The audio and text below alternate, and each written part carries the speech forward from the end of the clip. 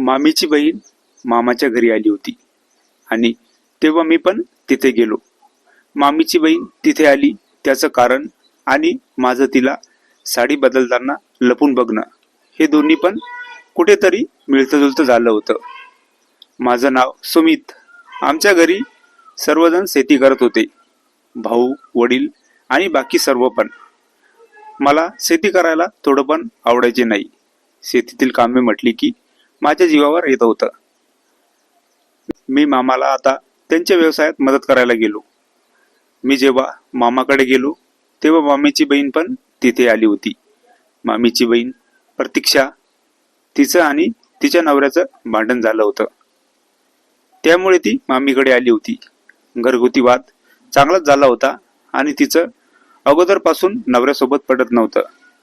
मामीची बहीण प्रतीक्षा मामीकडेच राहणार होती आणि मी पण तिथे आलो होतो.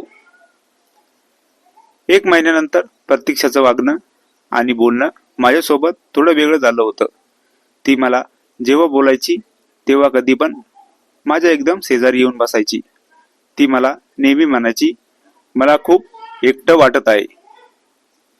मी मामीच्या बहिणीला असं बघितलं होतं की मामीच्या बहिणीला मी साडी बदलताना बघितले होते आणि तिला मी नंतर लपून बघू लागलो, पण तिला माहित होतं की मी तिला बघत आहे म्हणून.